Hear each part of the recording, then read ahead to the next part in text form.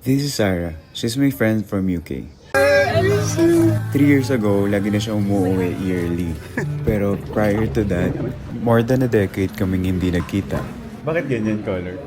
Kasi gusto ko yung kulay rin kapag nag-tan ka, mas tan ka lalo just in case walang araw sa sila. We've been apart for 16 years. Can you imagine that long? Grabe. Akala ko nga marami nang nagbago. Baka awkward na. Pero we're still the same person 16 years ago. Buhay pa rin yung mga childhood memories namin. Na for some reason, hindi talaga namin malimutan kasi sobrang fun, sobrang magical, and sobrang funny in a way. Kasi ang dami namin coincidences in life na at di na naniniwala talaga sa coincidences. Kasi I believe it's fate. I believe our souls are twins. Isa sa example yung birthday niya, ka-birthday niya si Jose Rizal. Ako naman, kamatayan ni Jose Rizal. Tapos alain lahat talaga ng mga nangyayari sa buhay namin. Even yung mga preferences niya, naging preferences ko din. Tapos even kahit wala kaming contact at all, na nasa UK siya, naging dental nurse din pala siya. Tapos ako naging dentist. Tapos hindi lang yun. Hindi naman kasi talaga yun yung pangarap namin before eh. And even siya, hindi niya rin alam na naging dentist ako. Tapos siya dental nurse doon. Kakaalam ko, gusto niya talaga maging accountant nung time na yun. Ako naman, I don't know. Parang nurse yata. But her plan is to become a dentist talaga. Pero hindi niya na lang din tinuloy. Yung pagde-dentistry sa ibang bansa. Kasi sobrang hirap talaga ng dentistry sa UK. Kaya nga yung mga Pinoy, nagtatry sila na mag-work abroad. Hindi talaga sila nagiging dentist eh. Nagiging dental assistant lang sila. Kasi hindi accredited yung mga naaral namin dito. Pero kung gusto niya talaga ituloy yung pagde-dent sa UK, sana matupad. Kasi bata pa naman siya. Anyways, andito kami sa Divisoria kasi ito yung mga na-miss niya. Simula na tumira sila sa UK. Parang sa TV niya lang napapanood yung Divisoria. Doon na lang siya nagkakaroon ng update kapag nasa ibang bansa siya, nanonood siya ng TFC. Katulad na lang nitong Binondo Intramuros Bridge. Nakakatawa kasi parang pinanood niya lang to sa movie ni Kim Cho and Paolo. Tapos sakto pa na galing kami sa DV, kaya daanan talaga namin to.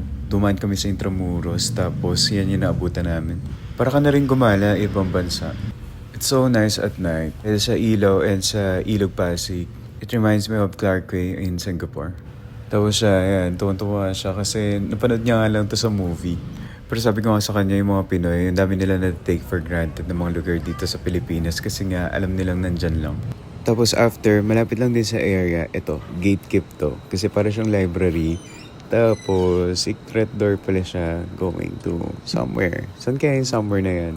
Yung video parang medyo malabo, parang digicam noon. Kasi parang wala lang, going back to our childhood. Ganyan lang din mga quality ng mga video noon eh. Or mas malabo pa nga dyan. This place is so nice. Every time na may mga dinadala ako dito, sobrang na-amaze talaga sila. Kasi it's a restaurant and also a bar at the same time. Yun nga lang, gatekeep ko talaga to kasi kapag nalaman na lahat, wala, magic. Hindi ko na-expect na magagawa pa namin to ulit kasi after so many years, magkikita pa pala kami. Sa totoo lang, hindi ako nag-expect na magkikita pa nga talaga kami kasi dati. Kasi parang iba na yung buhay niya noon, tapos parang hindi na ako makakip up kung ano man ang nangyayari sa kanya. Pero it's so funny na nasa dentistry din siya, kaya ayun. Para lang ako nagka-regret kasi umalis sila ng bansa, tapos sana mas na-maximize pa namin yung time namin na nandito sila sa Pilipinas. Pero under a lot of circumstances, di na rin kami masyado nag-usap even before sila nakaalis eh. Kasi ayun, habang sorry pero masaya talaga yung childhood namin, as in nakakatawa. Lagi kami pinipare sa school and may mga mas maliliit pa na estudyante na nilook forward talaga na lagi kami maging partner sa mga activities sa school. Lagi kami magkasama even sa mga activities kapag summer, may mga workshop kaming sinasamahan. Tapos lagi rin kami nagpapalitan ng mga letters. Nagsusulatan kami ng mga letters dun sa locker namin. Lahat talaga supportive na lagi kami pagsamahin. Kahit pa lower batch siya sa akin ng 2 taon. Grade 2 yata siya nun eh, tapos grade 4 ako nung una kami nagkakilala. Tapos yun, after nun, lagi na kami magkasama hanggang nag-grade 6 na ako, hanggang nag-first year na ako, hanggang nag-second year na ako. Kung alam nyo lang lahat ng memories namin ng childhood kami, tandang-tanda pa namin hanggang ngayon. Pagdating ko ng second year, tapos naging grade 6 na siya, nilipat na siya ng school ng parents niya kasi medyo na-bother na sila sa closeness namin. And doon na nagbago yung relationship namin dalawa. Hindi na kami masyado nagpapansinan, medyo nahiya na rin ako kasi may girlfriend na rin ako that time. Parang regret ko, parang hindi ko siya masyadong na-approach nung kahit nasa kabilang school lang naman siya. Mga parts sa buhay ko na parang nagre-relapse ako. Na sana hindi na lang ako nahiya, sana mas pinansin ko siya kasi sa kabilang school lang naman siya eh. Medyo malapit lang din naman sa school namin. Pero wala, ganun talaga. Pero sabi ko nga, napag-usapan namin, what if kung hindi siya lumipat ng school? What if kung tuloy-tuloy lang kami magkasama? Siguro sabay kami nag-college. Pero alam ko talaga si Lord mas may better na plano para sa aming dalawa. Kasi alam ni Lord na mas mag-grow kami apart. Kasi grabe, sobrang proud ako kung anong naging klaseng tao siya ngayon. Sobrang mature, sobrang logical. Siya mag-isip, grabe, ang dami ko natutunan sa kanya. Kaya sobrang tinake advantage ko na nandito siya. Ang dami ko nang tinanong sa kanya when it comes to life decisions. Kasi alam ko masasagot niya ng tamang-tama. Grabe, sobrang siyang advance mag-isip. Kaya ito, nag-question and answer. If you were to describe in one word, kung ano nangyari sa'yo in the past 5 years, what would it be? Roller coaster. Wonderful. Roller. Coaster. Hindi iba pa rin. Roller coaster. Banana na lang. Why roller coaster? Kasi, up and down, hindi mo alam anong next. Just about when you think it's about to go smoothly, biglang drop na naman siya. Ganyan. Yeah. Just challenging. It's been challenging.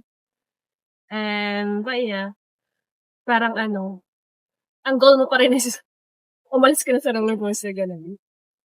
Diba, grabe siya mag-isip. Pwede naman kasi roller coaster na lang. Pero the fact na parang iniisip niya how to ride out. Kasi given naman na yung buhay talaga ay may highs and lows. Sometimes it feels so fast and overwhelming. You don't always know what's coming next. Sobrang unpredictable lang talaga ng buhay. Fear and excitement can mix together. When she says that she chooses to ride it out, it means that she accepted that life isn't always smooth. Instead of quitting and resisting, she decided to hold on and trust the process and experience everything. Ang dami rin namin napuntahan in a span of 1 week. Nakapag-church kami, nakapag-Divisoria, nakapag-Ongpin, nakapag-Binondo, nakapag-Intramuros, nakapag-La Union. Wala talagang concrete na plan, walang concrete na itinerary. Swerte nga namin kasi medyo kakabangan lang ng La Union na yan, nung time na yan, from Baguio. Alas sarado talaga yung mga establishments before kami pumunta. Kasi nga, alas sarado pa yung mga establishments before kami dumating, and then nag-walk-in kami. Ayan, maayos na yung LU.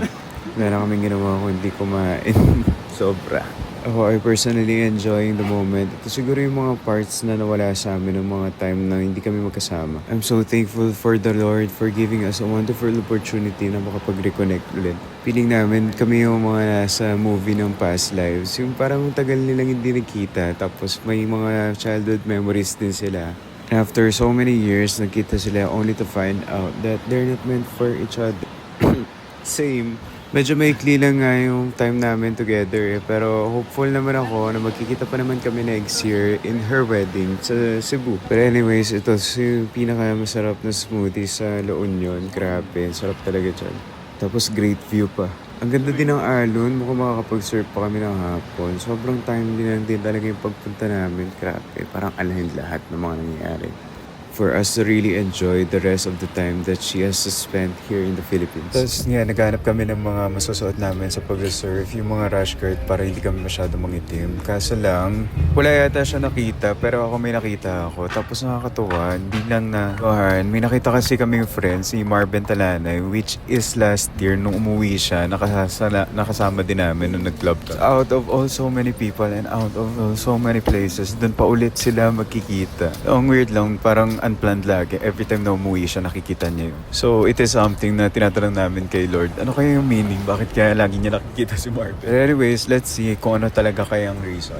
Grabe, ang ganda talaga ng weather. Alam mo yung kakatapos na ng bagyo, kakatapos na ng ulan. Medyo may araw, pero alam mo hindi rin ganun siya kainit. Mahanginan, sobrang may enjoy mo rin talaga yung view. Kaya yan, nag-breakfast kami. Tapos facing pa kami sa dagat. Tapos nandyan din si Myrus. Nakita din namin siya sa LU. Meron silang event, parang Red Cross event. Kasi nga, may pa rin nasalanta ng bagyo. So, tutulong sila doon. Tapos after namin mag-catch up, mabilisan lang. Yan, lumipad na kami ni Sarah sa Baguio. It's this coffee shop na parang habit siya. Parang mas na-appreciate ko siya ngayon na pumunta kami kasi medyo umuulan. Before kasi sobrang init. Maaraw, kaya parang ang alikabok. Pero mas okay pala siya kapag mga ganitong weather, Baguio feels talaga. Ang daming abubo, tapos ang feeling ko ang dami mo ring i-review. Ewan ko, pero ang bad ng energy nung nandyan kami. Siguro masyado lang din kulog. Pero ang dami mga artsy-artsy. Mga abubot, pang souvenir, ganyan. Pero ang dark ng mga arts. Feeling ko nandun kami sa ilalim ng ugat ng puno. Pala yung feeling na maging langgap.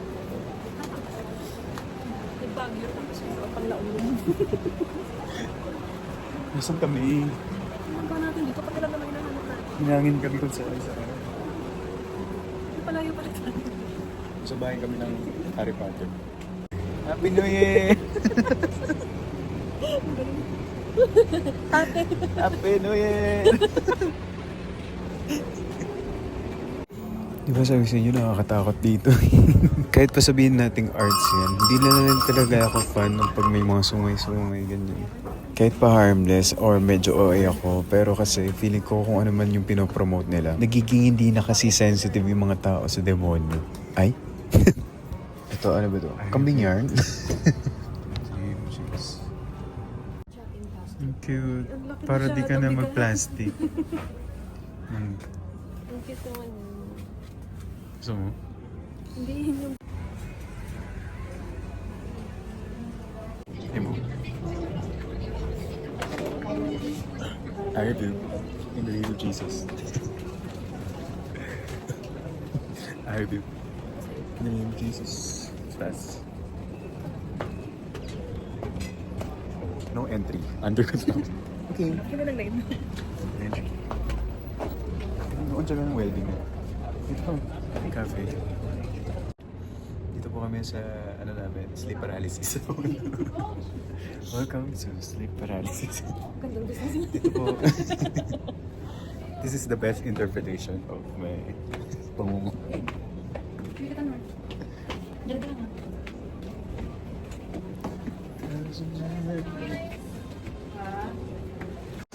I guess di mo kompleto yung Baguio trip kung walang Vico's cake. The best talaga yung strawberry shortcake na yun. Pero nag-try din kami ng pistachio. Okay naman din siya.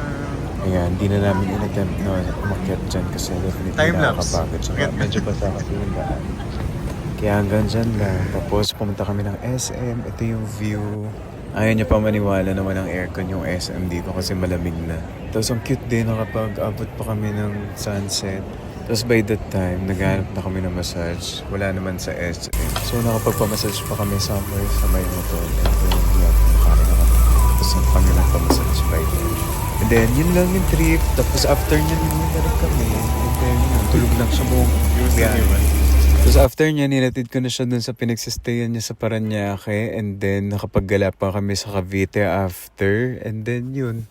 Nakapagtagaytay pa kami with Denise. Pero hindi ko na na-vlog, hindi ko na na-videohan kasi sobrang quick lang. Pero ito talaga yung highlight ng trip namin. Nakapag-surf kami. Yan, ang ganda ng alon, ang ganda ng weather. Ang ganda ng La Union. Give ko. I promise to go back on September kasi yun daw yung peak season, yun daw yung pinakamagandang alon and pinaka-nice daw na manood ng surfing. And best time daw to surf. Siguro naman matututo ako kapag nagstay ako na a bit longer. I mean, gusto ko talaga yung matuto nang ako talaga yung naghahanap ng waves and all. Yung wala nang tumutulak na trainer. So yun lang, masaya naman yung trip. Sobrang tiniis ko talaga yung sarili ko na hindi talaga maglaon yun kahit kating-katin na ako before pa siya umuwi. Kasi alam ko mas magiging masaya kung hintayin ko siya para sabihin nila kami maglaon yun. Ngayon, looking forward na lang ako ulit sa pag-uwi nila next year on their wedding. Ang bilis lang ng panahon, grabe. Yun lang, bye-bye!